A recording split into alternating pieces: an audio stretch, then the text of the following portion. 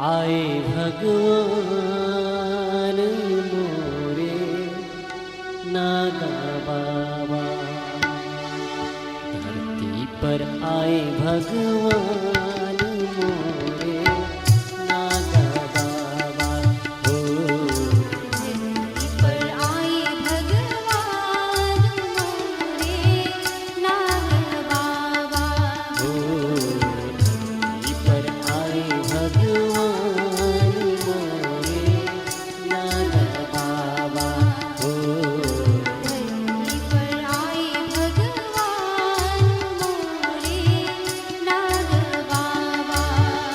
श्री चरणों में शत शत प्रणाम मोरे नागा बाबा। श्री चरणों में शत शत प्रणाम मोरे नागा बाबा। हो धरती पर आए भगवान मोरे नागा बाबा। हो आज हम भगवान परशुराम जी का अवतरण पर्व मना रहे हैं।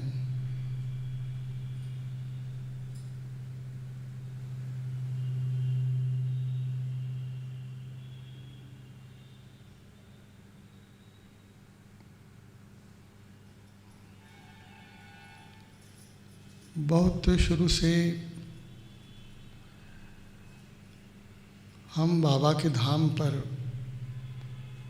बाबा की समाधि स्थली पर यह पर्व मनाते आए हैं।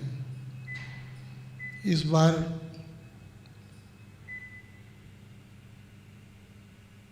स्वबोधाश्रम ज्योतिर्धाम में इस पर्व की आयोजना की गई है। तो एक आपसे आग्रह करूँगा, अनेक बार आपके बीच में मिलता हूँ, चर्चा करता हूँ, लेकिन यह एक ऐसा अद्भुत प्रसंग है, विषय है, जो बहुत सुन के भी समझ में नहीं आता और वह सामान्य जीवन के लिए सामान्य है भी नहीं। इसलिए इस पर अनेक प्रकार से चर्चा करनी चाहिए। यद्यपि आपकी ऐसी जिज्ञासा भी नहीं होती है कि आप इसको सुनने का, समझने का प्रयास करें, फिर भी यह जानते हुए, यह समझते हुए भी हम प्रयास करते हैं अपनी ओर से कि आपके भीतर इस चेतना का जन्म हो, आविर्भाव हो। तो आपसे कहूँगा कि गंभीरता से और मनोयोगपूर्वक श्रवण करने का अब अभ्यास करें कि प्रयास करें, ऐसा कहना भी बहुत अच्छा नहीं है। सुने, इतना ही कहूँगा, क्योंकि आपको बहुत कुछ हल्की फुल्की बात सुनने समझने का मन का अभ्यास है, और इसलिए यह कुछ चीज़ें जो हैं वह आपको लगता है कि आपकी बुद्धि के बाहर जा रही है। तो यथार्थता यह भी है कि अब बुद्धि के पार की चर्चा है। यह बुद्धि जो सोचती है, समझती है, उसको बुद्धि में ही ले आने का प्रयास है। तो आप पहले बुद्धि से बौद्धिक स्तर पर इसको समझ पाएं, ये कोशिश करते हैं, और फिर इसका प्रत्यक्ष करें, इसका अनुभव करें, तो इसकी साधना में उतरना पड़ेगा। और सामान्य व्यक्ति साधना में उतरना नहीं चाहता, वो अपने ही स्तर पर जैसा वो जीता है वैसे ही सारी बातों को समझना चाहता है। और बल्कि मैं कहूँ कि वो समझना क्या चाहता है, वो चाहता है कि हम जैसे हैं वैसे ही रहें, और जो कुछ भी उच्चतर कहा जा रहा है वो हमारे अनुसार हो जाए। अपने को उसके अनुसार ढालने का प्रयास कोई कोई ही है ऐसा जो इस प्रयास में लग पाता हो। और इसलिए अभी तक संसार में धर्म की चर्चा होते हुए भी यह चर्चा गोपनीय की तरह हो गई है, या कहना चाहिए कि लोगों के लिए अग्राह्य सी हो गई है। तो हम चर्चा प्रारंभ करते हैं, और आज के दिन ये चर्चा हम करते हैं परशुराम जयंती के इस दिन पर, बाबा के धाम पर भी हम ये चर्चा करते आए हैं। थोड़ी देर मेरे संग जितना आपके पास अवसर है, समय है, आपके पास जो भी सोचने समझने की क्षमता है, कोशिश करिए। बार बार कहना पड़ता है कोशिश करिए, इसलिए कि सुन करके इस पर मनन करना आवश्यक होगा, और मनन करने के बाद ही इसका निधिध्यासन करना पड़ेगा, इसका ध्यान करना पड़ेगा। तो हम वार्ता यहाँ से शुरू करते हैं कि क्या हम जैसा जी रहे हैं, हमारा जैसा जीवन है, उसमें इस बात की संभावना है कि नहीं? क्या हमारा जीवन भी ऐसा हो सकता है? क्योंकि हमको खाना पीना, उठना बैठना, चलना, नाता रिश्ता संबंध, इसी में तो हम जीते हैं, यही हमारा जीवन होता है। पढ़ना लिखना, नौकरी धंधा, ये सब हम करते हैं।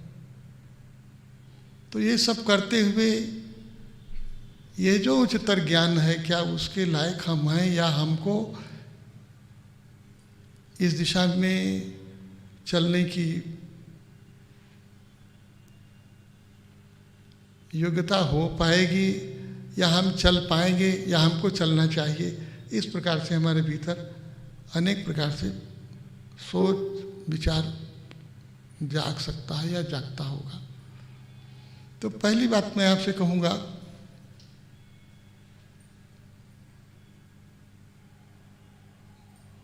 एक उदाहरण देता हूँ कि हम खुद जो है, और आप भी प्राइमरी स्कूल में पढ़े हुए हैं, और अभी जिस प्रकार के हम पढ़ाई करते हैं, तो हम जहाँ प्राइमरी स्कूल में जाते थे वहाँ, और आज के जो हमारे विद्यालय हैं जिन्हें हम नर्सरी या जो भी नाम देते हों, ऐसे विद्यालयों में हमारे बच्चे पढ़ने जाते हैं।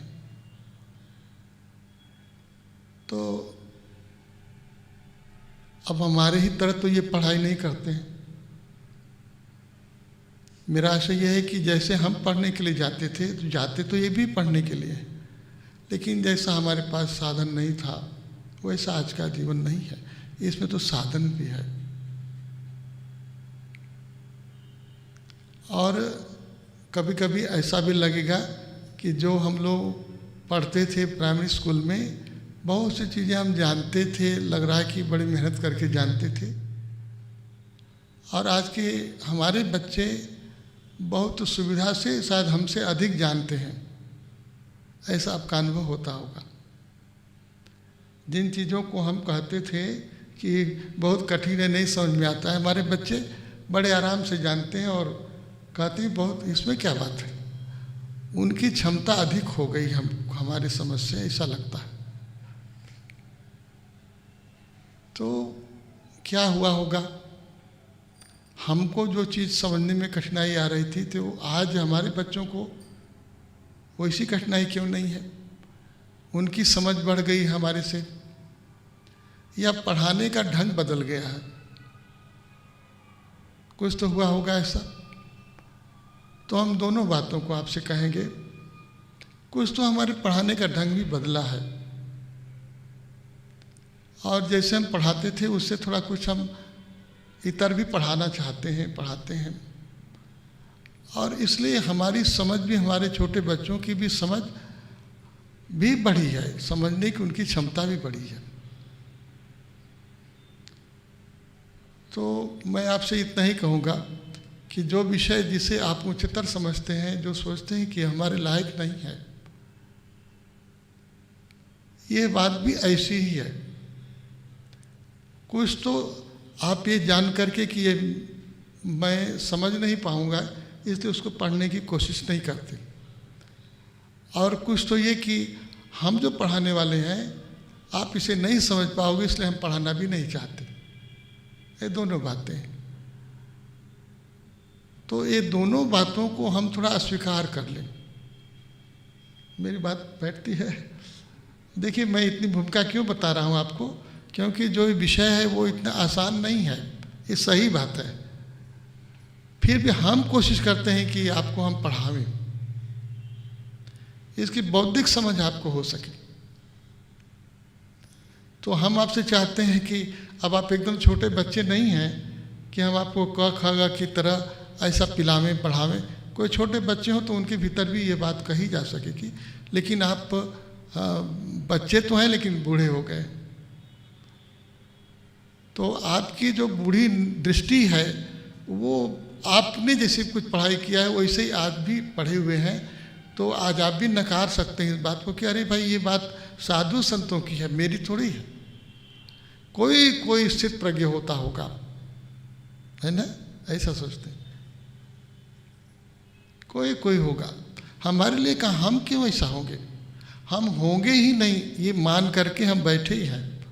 और हम ही नहीं, ये हमारा पूरा धार्मिक समाज, अभी मैं आपको हिंदू मुसलमान इन लोगों में बांट के नहीं कहूँगा, एक कोई भी धर्म का पथिक तो धर्म के राह पर चल रहा है, उससे बोलो कि हमारे जीवन का उद्देश्य क्या है, तो बहुत दूर तक बता देगा कि भाई जीवन का उद्देश्य अरे बहुत भौतिकवादी है, अभी खाना है पीना है, कैसे जी ले में हम थोड़ा आराम से सुख से, इतना ही बहुत है। और नहीं तो थोड़ा धर्म की ओर चलते हैं तो कुछ बोल सकते हैं कि भाई ऐसा कर्म करो कि हम कम से कम स्वर्ग में तो जाएं, वहाँ सुखी हों, यहाँ नहीं हुए तो वहाँ तो सुखी हों। और थोड़ा और यदि गंभीर हो गए तो बोल सकते हैं कि हम भगवान को पा जाएं। तो देखिए, भगवान को पा जाएं तो भगवान को दिखाने वाले भी धरती पर लोग हैं कि हम आपको भगवान दिखा सकते हैं, बता सकते हैं। स्वर्ग में जाना चाहते हैं तो हम आपको वहाँ जाने का टिकट भी देने वाले हैं, ये हम आपको बता सकते हैं। आप हमारे अनुसार चलो, स्वर्ग तो जाओगे ही। और एकदम आराम से रहना है तो ऐसे भौतिकवादी हैं जो आपके चारों तरफ हैं, अरे सुख से तो रहो भाई, अब मरने के बाद क्या होगा कौन जानता है, पता नहीं, पहले कम से कम यहाँ तो आराम में रहो।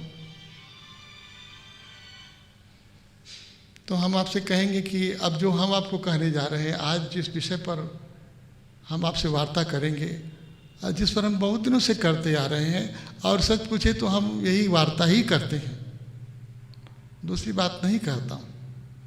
और इसलिए कि मैं तो उन्हीं गुरु का शिष्य हूँ जिनका जीवन ही ऐसा था, जो पढ़ाते भी नहीं थे। हम तो आपको पढ़ाने की बात करते हैं। इसलिए आपसे पहले कहूँगा कि हमारे गुरुदेव कुछ भी पढ़ाते नहीं थे, जो वो थे उसको उनको लोगों तक पहुँचाने के लिए उन्होंने कोई उपाय नहीं किया, कोई कार्यक्रम नहीं बनाया, कोई योजना नहीं की, उन्होंने कोई विद्यालय नहीं शुरू किया। और यदि विद्यालय नहीं बनाया तो उनके पास जो लोग जा करके कुछ सुनते थे तो वो कुछ सुनाते भी नहीं थे। तो ऐसा लगेगा कि उनको कोई इच्छा ही नहीं थी कि हम बतावें कि हम क्या हैं। तो एक उनकी रहनी थी कि हम जो जानते हैं जहाँ हम हैं, उनकी शिक्षा की एक विधि थी, और वो शिक्षा की विधि थी कि मेरा जीवन ही मेरी शिक्षा है। मैं जैसे जीता हूँ, मैं जैसे रहता हूँ, यदि सीख सको तो सीखो, और नहीं सीख सको तो अब उस झंझट में हम नहीं जाने वाले हैं। लेकिन आपको आश्चर्य होगा कि ये जो सामने आपके बैठा है, जो आपको पढ़ा रहा है, पढ़ाने की बात कह रहा है, जो मैं आपसे कहता हूँ कि आपकी एक बौद्धिक धारणा तो होनी चाहिए, इतनी कोशिश हम करना चाहते हैं। और ये कोशिश हमारे गुरुदेव ने करने का कि ये कोशिश तुम करो, ऐसे ही एक उनकी आज्ञा हुई, तब मैंने पढ़ना लिखना शुरू किया। मैं अपनी पढ़ाई लिखाई छोड़ करके वहाँ गया था, लेकिन एक जगह पर उन्होंने हमको खड़ा किया कि मैं इसका शिक्षक हो सकूं। और देखो जब शिक्षक होऊंगा तो केवल बुद्धि से आपको पढ़ाऊंगा नहीं, मुझे ऐसा होना भी चाहिए। तो पहले तो उन्होंने मुझको ऐसा होना चाहिए, कैसा होना चाहिए, पहले उन्होंने जनाया, दिखाया, बताया। और मैं शिक्षक हो सकूं इसके लिए उन्होंने प्रयास किया, उनको पढ़ाया लिखाया उन्होंने। और पढ़ाया लिखाया केवल किताब नहीं, 10 लोगों के बीच में, 100 लोगों के बीच में, धरती के सारे गुरु परंपराओं में मुझको जाके यात्रा करनी पड़ी, उन लोगों के बीच में जाना पड़ा। तो अब आप सोच सकते हैं कि मैं जो आपको पढ़ा रहा हूँ वो कितनी कठिन बात होगी। और मैं आपको पढ़ाने की कोशिश करूँ, बताऊँ, तो ये भी एक आश्चर्यजनक बात होगी कि मेरे भीतर ये भाव आया कि जो बाबा के पास में है वो केवल बाबा के साथ चला जाए, ऐसा ही तो नहीं होना चाहिए। और बाबा के पास है, बाबा के साथ चला जाए, इसका मतलब क्या हमारे और ऋषियों के पास नहीं था? उनके पास भी था, उन्होंने भी इसकी शिक्षा किया है। एक आचार्य परंपरा हमारे धरती पर आई है, हमारे सनातन धर्म की। लेकिन हमारा जो जन समाज है वो इस स्थिति में रहा कि हमारे लायक बात नहीं है। ये उन सन्यासियों की चीज़ है, जब कभी कोई सन्यासी होगा सब घर द्वार छोड़ देगा और उस जगह में पहुंचेगा कि हमको अब साधना करनी है, उस ज्ञान तक पहुंचना है, तब वो पहुंचेगा। तो पहले हमारे गुरुदेव ने इस बात को हमसे हटा दिया कि ये बात तुम न सोचना, जैसे तुम हो, जैसे हो, उसी में इस ज्योति को उतरना होगा। और ऐसा हो जाए तो तुम ये कह सकते हो कि सारी धरती में इस ज्योति का आविर्भाव हो सकता है। और क्यों? क्योंकि आवश्यकता है कि संसार बदल जाए। जैसा संसार है वैसा ही न रहे, संसार बदल जाए। इसलिए जो मेरी बात है, जो आप कहते हैं कि समझ में नहीं आता है, सच बात है, समझ में तो आने की बात नहीं है। समझ में आएगी बात, जितनी बौद्धिकता होगी उतनी भी समझ में आ जाए तो शेष बातें आपको भीतर उतरने को विवश करती है। यदि भीतर उतरेंगे तभी समझ में आएगी बात, इसके पहले इसका कोई रास्ता नहीं है। तो आपसे मैं चर्चा कहाँ से शुरू करूँ? चर्चा थोड़ी करूँगा, हो सकता है कि आप कुछ अधिक भी सुनना भी चाहेंगे, लेकिन जितना मैं कहूँगा उसी से क्रम बनेगा आपका। और मैं तो आप जानते हैं सोचता हूँ कि थोड़े में आपसे बात करूँ, करते करते बात लंबी हो जाती है तो थोड़ा लंबा भी हो जाता है, लेकिन मैं चाहता हूँ थोड़े में समझिए। भगवान ने एक सूत्र कहा है गीता में, अर्जुन को समझाया है, बताया है। देखिए, कोई इस प्रकार से समझे तो नई बात नहीं लगेगी। भगवान ने अर्जुन को समझाया, बताया, और जो उन्होंने बताना चाहा आप बड़ा आश्चर्य करेंगे। गीता का जो 2वां अध्याय है,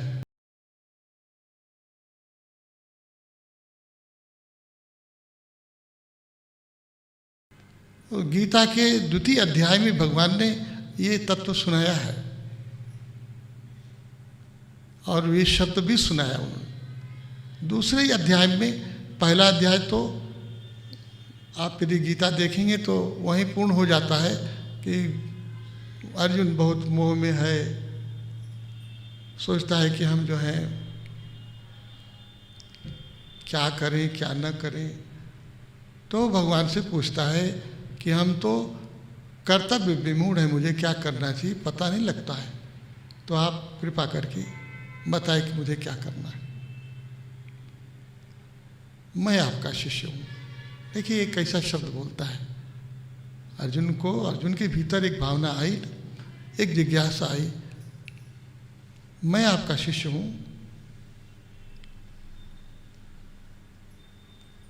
और पूछना चाहता हूँ कि मेरा क्या करनी है, मैं क्या करूँ। इसलिए आपको मैं सुनाऊंगा कि अब जो भगवान बताना चाहते हैं, इसका मतलब है कि एक चीज़ और मैं आपको सुनाऊं। वो अर्जुन आपकी तरफ बैठा था भगवान से बात करने के लिए, आराम में था? नहीं था ना।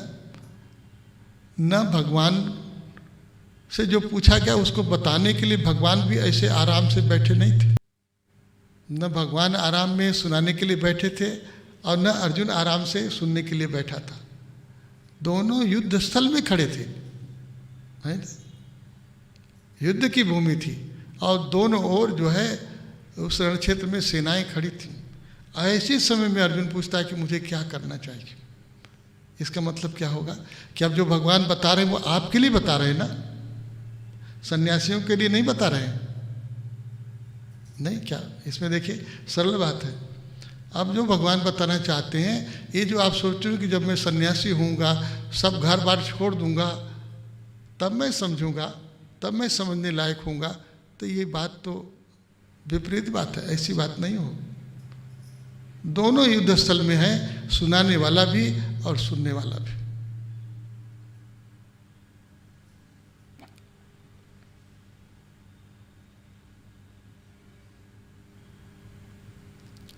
तो भगवान शब्द का प्रयोग करते हैं। देखिए,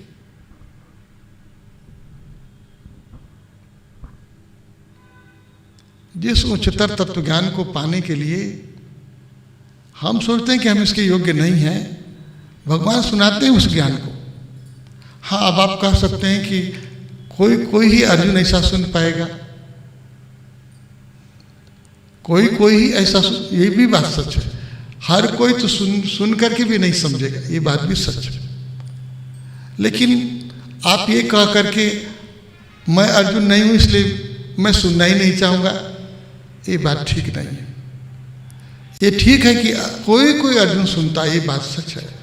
लेकिन हम भी अर्जुन की तरह होवें और अर्जुन की तरह सुनने लायक होवें, सुने और उस सुने हो को उपलब्ध हों, ऐसी जिज्ञासा तो आपके भीतर भी होनी चाहिए।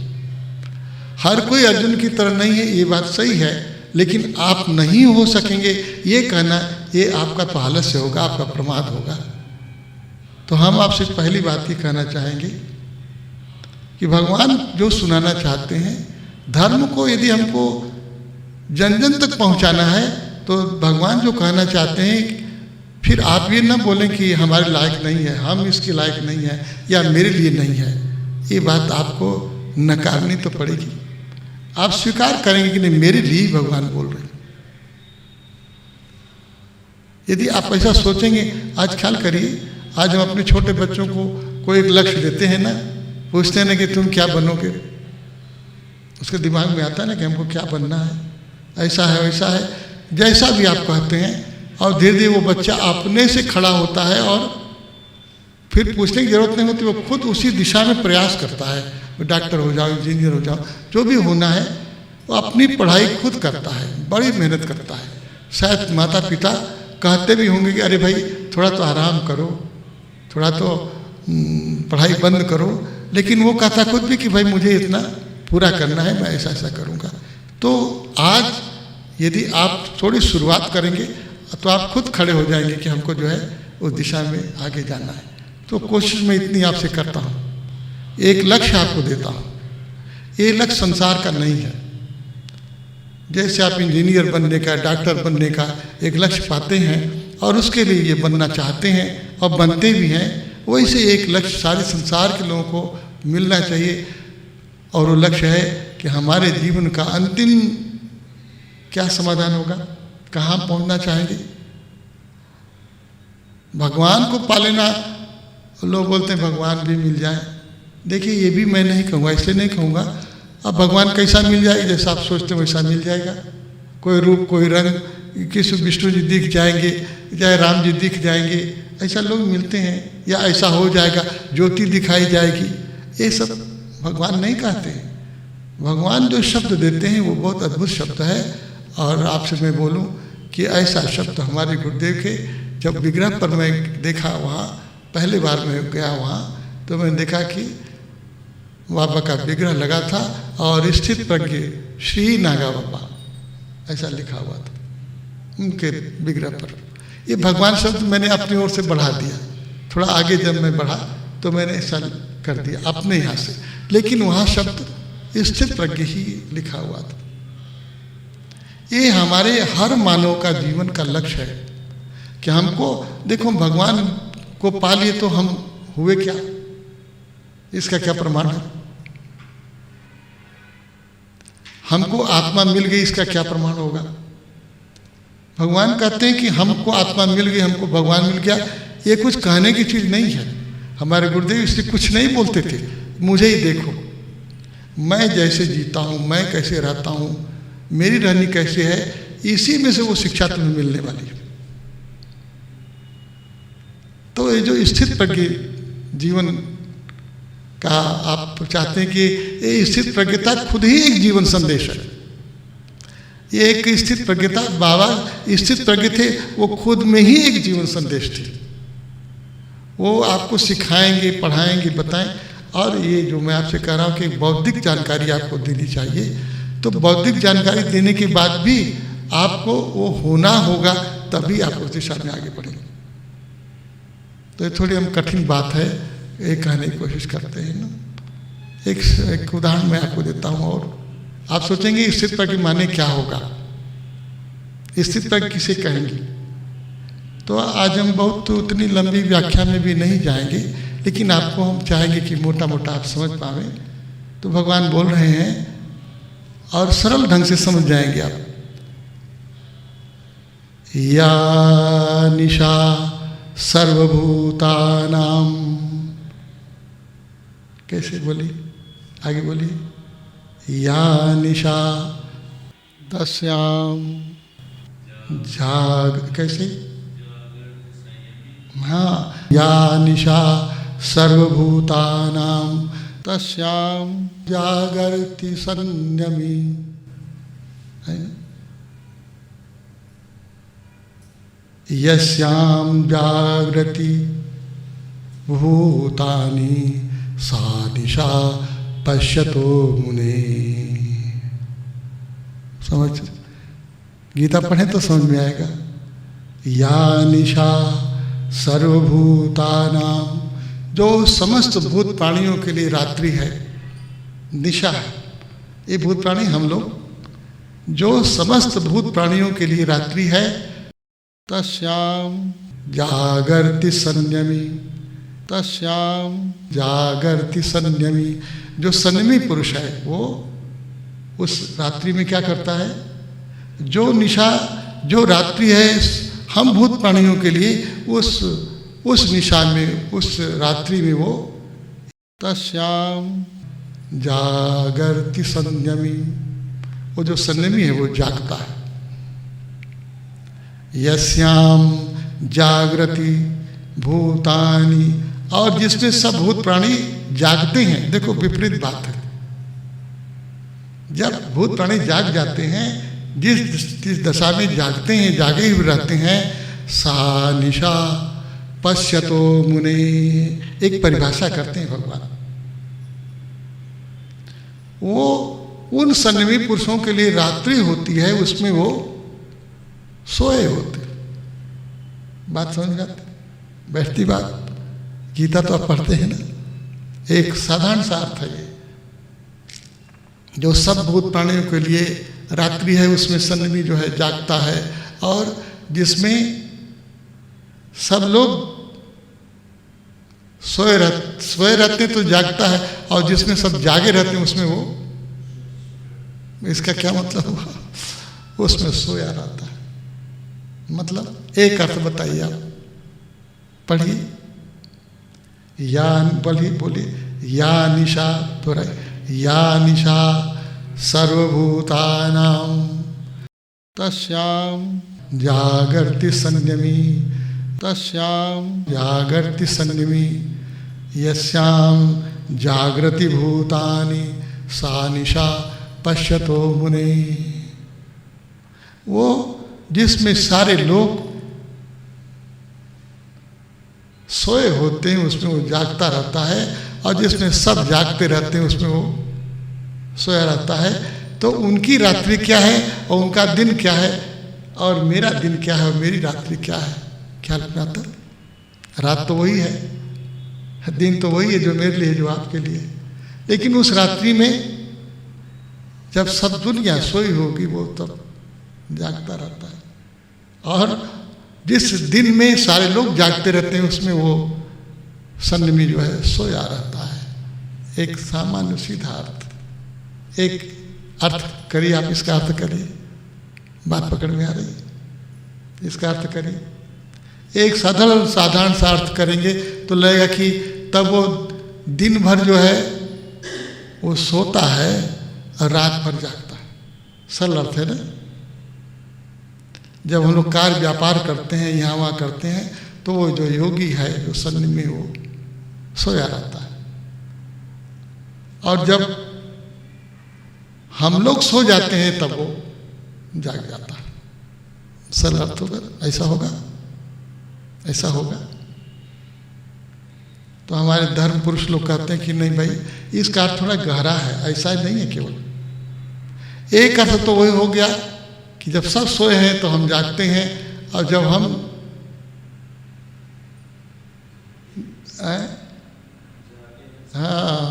जब लोग जागे हैं तो हम सोए हुए हैं, और जब हम जागे हैं तो वो सोया हुआ है। उल्टा होगा ना। क्या बोलते हैं हमारे धार्मिक लोग, धर्म को मानने वाले कहते हैं इसका मतलब है ऐसा नहीं कि हम रात भर जागते हैं और तुम रात भर जो है सोते हो, ऐसी बात नहीं। इसका मतलब है कि जो तुम्हारे लिए रात्रि है वो मेरे लिए दिन की तरह। जिस रात्रि में तुम सोते रहते हो उसमें हम जागते रहते हैं। तो रात्रि क्या है वो बता देंगे। हमारा काम है, क्रोध है, लोभ है, मोह है, इस संसार का जो है, जिस संसार में आप जागते रहते हो मेरे लिए वो संसार नहीं है। इसलिए मैं उसमें सोया रहता हूँ। सबके प्रति मेरी दृष्टि जो है वो सोई हुई है, मैं उसका ध्यान नहीं देता। जिस रात में आप सो जाते हो तब मैं जाग जाता हूँ। बात बैठती है मेरी?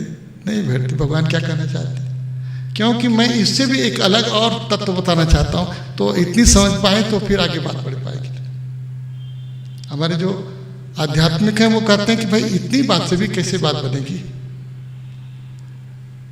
आप जो बोलते हो कि हमारे जो काम क्रोध लोभ में तो हम लोग पढ़े ही हैं, फंसे ही हैं, दिन भर ऐसे ही हैं, लेकिन मैं उससे बाहर हूं। तुम उस पर जागे हो लेकिन मैं उसके प्रति सोया हुआ हूं।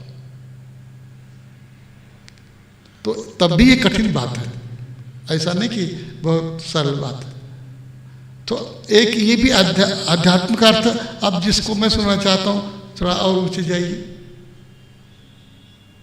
तो अब जरा बताइए कि ऐसा यदि हम संसार के प्रति सो जाएं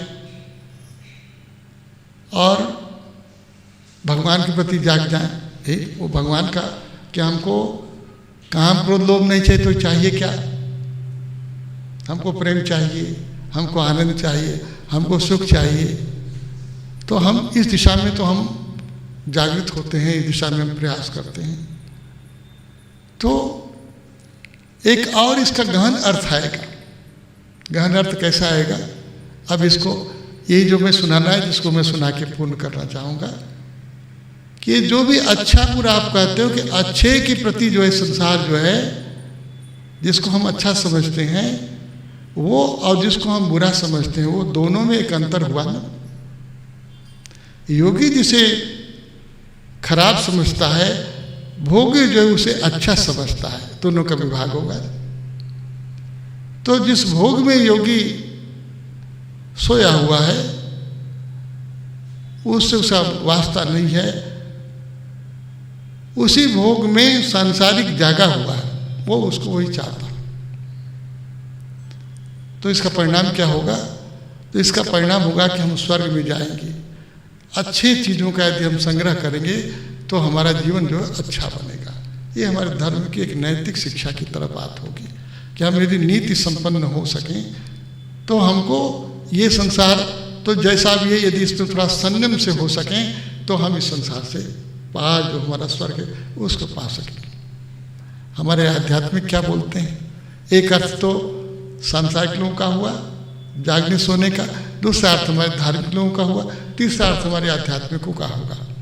हमारे आध्यात्मिक क्या बोलते हैं कि चाहे कैसा भी स्वर्ग तुम्हारा होगा, कितना भी सुख मिलेगा तुमको, लेकिन एक दिन तो तुमने जितना भी पुण्य संचय किया है भाई, जुटाए हो, अच्छा काम किए हो, उसका कुछ पुण्य तो मिलेगा।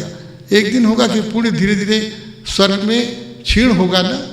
पुण्यों का जब आप उपभोग करोगे, पुण्य का भी तो आप भोग ही करोगे। जो कुछ स्वर्ग में हम पाएंगे उसका आराम विश्राम धीरे धीरे धीरे वो पुण्य क्षय होता जाएगा। एक दिन ऐसा आएगा कि हमारा जो कोष है वो चुक जाएगा। तब क्या होगा? तब क्या होगा? हमको फिर से लौटना पड़ेगा, फिर से हमको इसी धरती पर आना पड़ेगा, फिर से हमारा जन्म होगा, फिर से हमको एक चक्र में आना पड़ेगा। और ये चक्र तब तक चलता रहेगा जब तक हमारे पुण्य और पाप का ये चक्र ऐसा चलता रहेगा कि पाप को छोड़ो पुण्य को पकड़ो। तो जब तक इस पर विभेद बनाए रखेंगे तो पुण्य करते करते पापी होंगे और पापी करते करते पुण्यात्मा हो जाएंगे। ये चक्र ऐसा चलता ही रहेगा। इसलिए हमारे आध्यात्मिक कहते हैं कि देखो तुमको मैं एक दृष्टि देता हूं जो तुम यहां जीते जीते ही कर सकते हो और जिसका परिणाम भी तुमको यहीं पर उपलब्ध हो सकता है, तुम्हारे जीवन में मिल सकता है।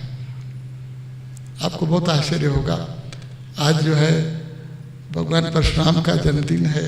संध्या वेला में हम लोग बैठे हुए हैं, चर्चा कर रहे हैं और आज हमारे एक बड़े वृद्ध आए थे। उन्होंने कहा कि हमको आपसे 2 प्रश्न पूछना है, अभी आए थे। तो उन्होंने कहा कि तुमने कहा था आप बोले कि मैं 91 वर्ष का हो गया और सचमुच में वृद्ध हो गए। तो इतनी अवस्था में बोले कि हमारे आगे के सब जो हमारे सामने के सब लोग चले गए, मैं बचा। मैं सोचता हूँ कुछ लोग यदि अब हमारे पीछे के देखता हूँ तो इतने बूढ़े हो गए तो उनको देख कर के बहुत रुलाई भी आती है। वो लोग भी रोने लगते हैं कि आपकी तो बड़ी उम्र मिली हुई है, आप तो भाग्यवान हैं। वो बोलते हैं कि हाँ भाग्यवान ही हूँ, अपने लड़कों को देख रहा हूँ, सब असुखी हैं, अच्छा है। तो इस अवस्था में आके अब आपसे मैं पूछना चाहता हूँ। तो उन्होंने क्या पूछा? उन्होंने कहा कि एक प्रश्न मेरा ये है कि विदेह क्या होता है? राजा जनक को विदेह कहते हैं, तो विदेह क्या है? और फिर उन्होंने कहा कि दूसरा प्रश्न ये है कि दक्षिणा क्या होती है? देखिए 2 बातें उन्होंने हमसे अभी कहा और आपको मैं सुनाऊं, ये प्रसंग आ गया इसलिए मैं सुना देता हूं आपको। मैंने कहा कि वास्तव में उन्होंने जो पूछा है और आज तो हम अपने गुरुदेव का यहाँ मंदिर बनाने का भाव रखते हैं और लोगों ने दिन भर में प्रयास करके वो स्थान खोजा है कि कहाँ हम अपने मंदिर का निर्माण कर पाएंगे। आज की स्थिति में मेरा भाव था कि हम मंदिर का स्थान तो जान पाएं जहाँ पर हम उस मंदिर को खड़ा कर पाएं। और ये मैंने उनसे कहा कि विदेह मंदिर तो हम बनाने जा रहे हैं, विदेह की स्मृति हर संसार को मिल सके। और आप लोग खुद उसी में लगे हुए थे, खोजते खोजते कहाँ मिला है। जहाँ मिला है तो इन लोगों ने आश्चर्य से कहा कि वहाँ तो हम लोगों ने जब आघात किया है तो आवाज़ खन्न से हुई और भीतर से जैसे कोई तो हुआ कि भाई खोद करके निकाला जाए। तो उस सेंटर पर उस केंद्र पे एक छोटा सा जो उसे शिवलिंग तो आप नहीं कहेंगे, लगेगा कि एक पत्थर का पाषाण का एक ऐसा टुकड़ा मिल गया जो शिवलिंग की तरह ही है। तो मैंने उनको बताया अपने वृद्ध को कि देखिए ये 1985 में जब सबसे पहला बाबा के स्थली पर कुंभ हुआ था तो ये पाषाण मंथन से ये ज्योति जलाई गई थी। पाषाण के घर्षण से ये ज्योति जली और आज जो ज्योति जल रही है उस ज्योति को हम चाहते हैं कि इस काशी में ऐसा अद्भुत मंदिर बने कि सब जगह पाषाण में शिवलिंग बना है और इस काशी में एक ज्योति मंदिर बने, ज्योति का शिवलिंग खड़ा हो जाए। कैसा होगा? ऐसी अद्भुत कल्पना है। क्योंकि आप तो शिवलिंग को तो ज्योतिर्लिंग कहते ही हैं आप, तो ज्योति के रूप में भी तो भगवान की ये ज्योतियाँ होनी चाहिए, ऐसा मंदिर बने। तो मुझे बड़ी प्रसन्नता लगी कि एक ऐसा स्थान तो उपलब्ध हुआ है और उस पर हम लोग धीरे धीरे निर्माण करेंगे। और देखिए ये स्मृति की बात है कि आज हमारे माता जी का सन्यास का 36 वर्ष पूरा हो रहा। आप सन्यासी हुई और यही नहीं, माता जी भी यहाँ की परिवारिका हुई ना, उनका भी आज पुण्यतिथि है। संयोग देखिए एक कैसे योग बैठ जाता है। और आज जो है वो एक हमको स्थान भी उपलब्ध हुआ।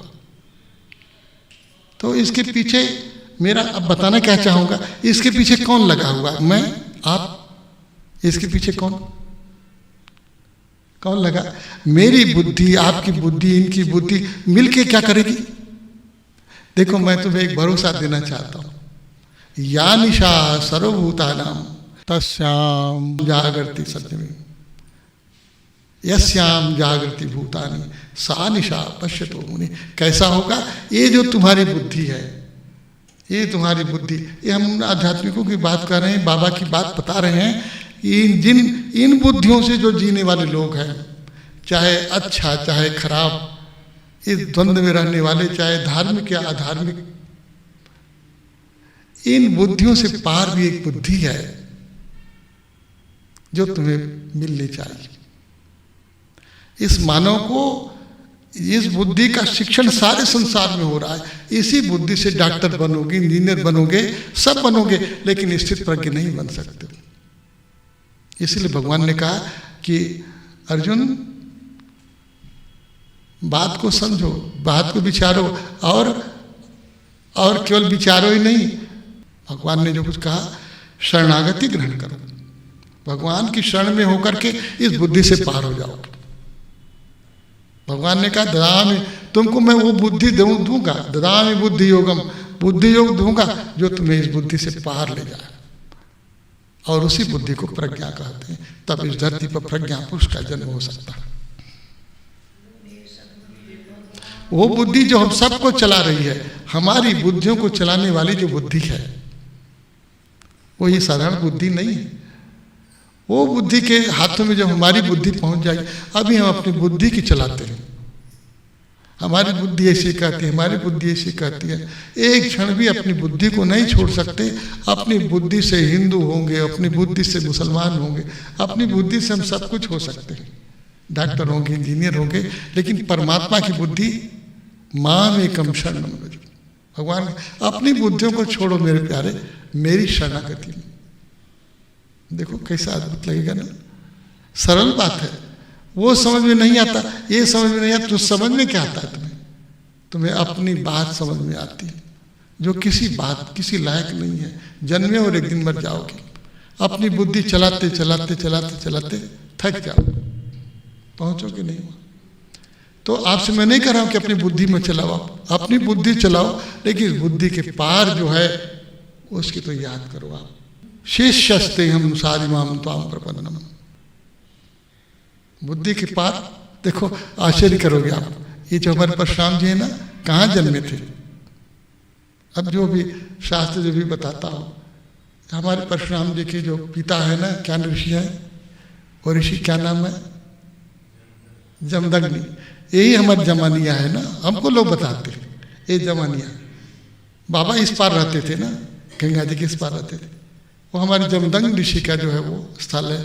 और केवल इतना ही नहीं, देखो अंतर करो, ये हमारा जो गाजीपुर है, वो गाजीपुर वो गादी ऋषि का यह स्थल है। ये दोनों तो हमारे दो लोग हुए ना, ये दोनों तो आपस में संबंधित है ना। देखो अंतर करो, एक जो है क्षत्रिय घर में ब्राह्मण हो गया और दूसरा ब्राह्मण घर में क्षत्रिय हो गया। कथा बहुत लंबी होगी, ख्याल करो। और हमारे बाबा, तुम्हें बड़ा भ्रम होगा, हमारे बाबा क्षत्रिय थे कि ब्राह्मण थे? इसी द्वंद्व में हमारा वहाँ का समाज भी है। कुछ लोग उनको क्षत्रिय मान करके उनकी पूजा करने वाले हो गए, और शेष क्या है वो पता ही नहीं। देखो हमारे गुरुदेव, हम आज इसका आपको इसलिए विवरण दे रहे हैं, ये ब्रह्मज्ञान संसार में जाने वाला है। विश्वामित्र ने ये इसमें क्यों बता रहा हूँ कि हमको जो हमारी जब दीक्षा हुई, विश्वामित्र को सामने हमारे विश्वामित्र को ला दिया था प्रभु ने।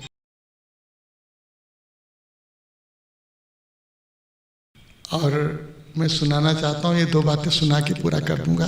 सुनने में रुचि लगती है तो रुचि लगनी चाहिए।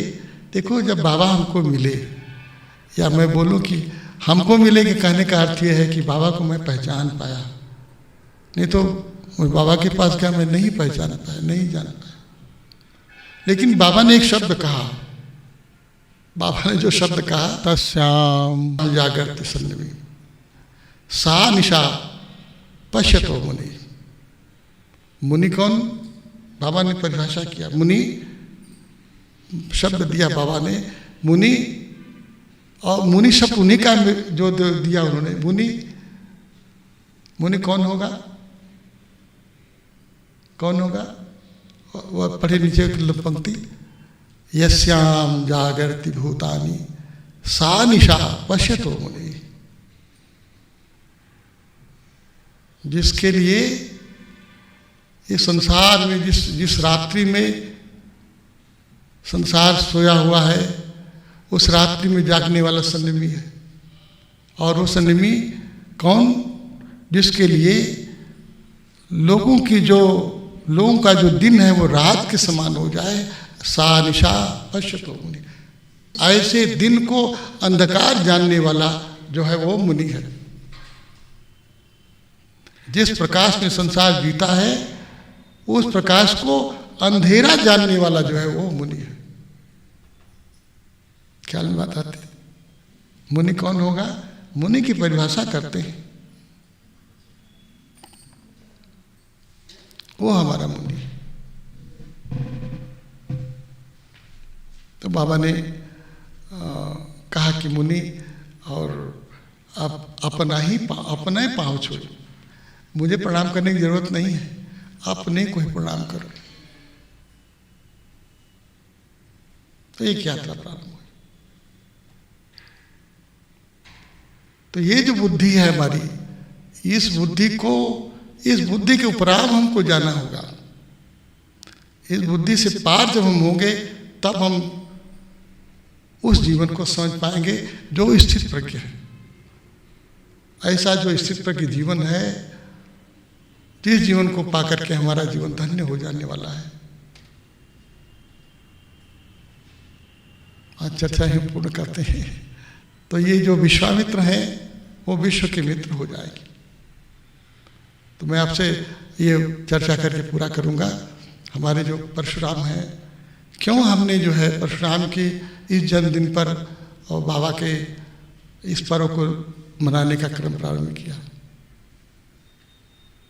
तो उसके भीतर ही वो मूल धारणा थी, मूल ये ज्ञान था कि बाबा जो ज्ञान दे रहे हैं, ये जो ब्रह्म ज्ञान है, वो एक ब्रह्मविद के द्वारा मिल रहा है। और वो देखो, आश्चर्य करोगे, मैं आज एक घोषणा की तरह कह रहा हूँ। इस पर बहुत सी बातें हुई, बहुत सी चर्चा हुई, लेकिन हमको एक दिन इस बात का स्पष्टीकरण हो गया कि बाबा ब्राह्मण कुल में ही जन्मे हुए थे, जिसको अब तो कोई लोग जानते नहीं। मैं कथा सुनाऊं तो बहुत लंबी बात लगेगी। ब्राह्मण कुल में कैसे? देखो, मैं जिस चौकी पर गंगा जी में वहाँ स्नान करके रुकता था, रहता था, सोता था अपने गंगा जी घाट पर, वो चौकी जिस पंडा की थी,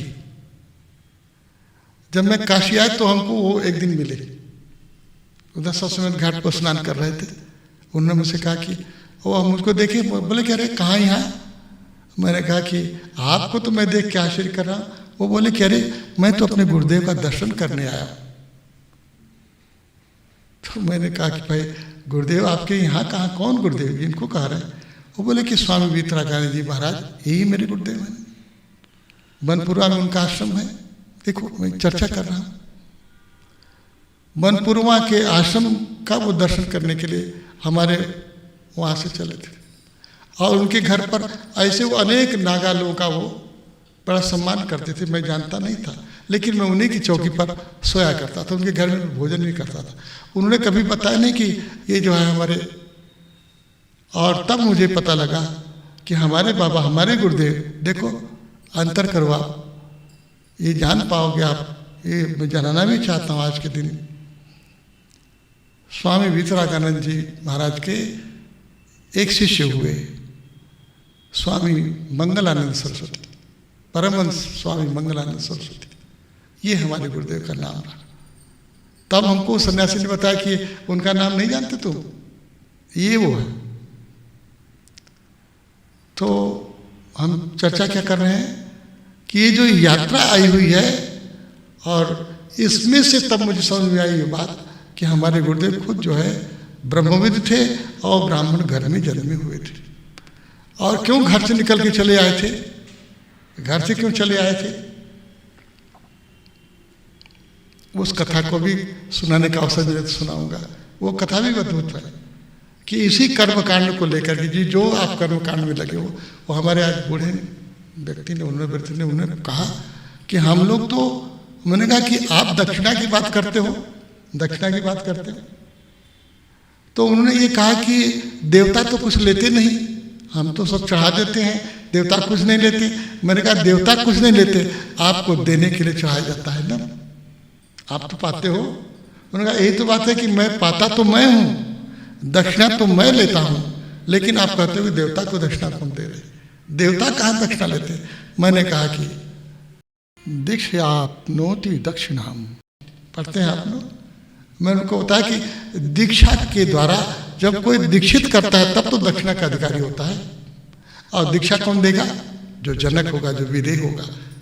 जब तुम विदेह ही नहीं, तुम तो देह वाले हो, तो जो देह वाला है वो दक्षिणा देह के लिए लेता है। ये तुम्हारे पुरोहिताई है। दक्षिणा जो है वो देह के लिए चाहिए, संसार के लिए चाहिए। और विदेह होता तो दीक्षा मिलती और संसार विदेह होता, इस स्थूल शरीर से मुक्त होता। इस स्थूल शरीर के भीतर एक सूक्ष्म शरीर है, 5 तत्वों से बना हुआ स्थूल शरीर, इसके भीतर उनकी तन्मात्राओं से बना हुआ सूक्ष्म शरीर, और फिर हमारा कारण शरीर, प्रकृति का सत्व स्तंभ से युक्त शरीर। इसके पार जो हमारा स्वरूप है, उस स्वरूप में जो अवस्थित है वो विदेह है, वो स्थित प्रज्ञ होगा। आज चर्चा इतनी करता हूँ। बाबा का आप स्मरण करते हैं, और बाबा कैसे अद्भुत हैं। उनके कुल गोत्र में जन्म करके हम उनके अनुसार न हो सकें, हम उन्हीं की शिष्य परंपरा में हैं, और उनका हम स्मरण करें। आज उनकी स्मृति देता हूँ और उनका स्मरण करता हूँ। उनकी स्मृति से आज हम यहाँ उनका धाम बनाने के लिए एक स्थल आए हैं, एक स्थान पा सकें। एक बहुत दिनों की आकांक्षा, अपेक्षा थी कि कहाँ पर बाबा का मंदिर बने। तो बाबा का मंदिर बनाने का मतलब, मैंने उनको ये भी कहा कि मैं अपने गुरुदेव का मंदिर बना रहा हूँ, ये केवल भाव नहीं है, लेकिन इस मानव तन में कोई आकर के स्थित प्रज्ञ हो सके, ऐसा जीवन का प्रमाण, ऐसे भगवत्ता का प्रमाण बन सके संसार में कोई, तो इसलिए मैं गुरुदेव का मंदिर बना रहा हूँ। एक विदेही मंदिर बन रहा है। देहों के मंदिर तो 4 तरफ है, लेकिन एक विदेही मंदिर जहाँ लोग ये स्मृति कर सकें कि सनातन का सत्य सबके पास तक पहुँच सके, कि हम वस्तुतः ये देह में ही नहीं, देह के भीतर हम विदेह हैं। इसकी स्मृति जहाँ जाने से हो सके, इस ज्योति की जिनको स्मृति हो सके, और इस बुद्धि से पार उस परम बुद्धि के संग हमारा जीवन व्याख्यायित हो सके, निरूपित हो सके, नियोजित हो सके, ऐसी आकांक्षा करें, ऐसी प्रार्थना करें। इसी प्रार्थना से आज ये उत्सव भी पूर्ण करते हैं। आप सबको भी इसका सद्भाव देते हैं। बोले सदगुरुदेव भगवान की।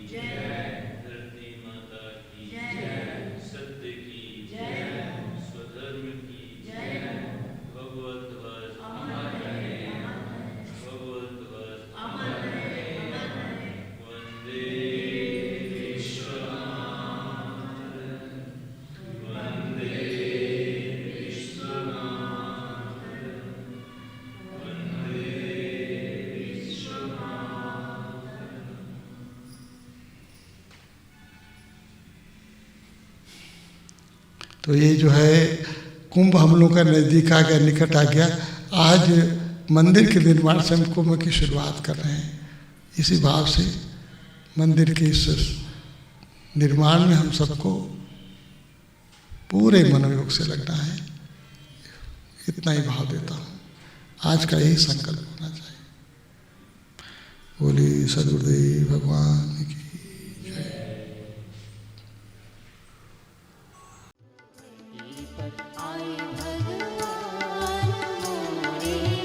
नाग बाबा। बोलिए श्री सद्गुरुदेव भगवान की, स्थित प्रज्ञ भगवान श्री नागा बाबा की।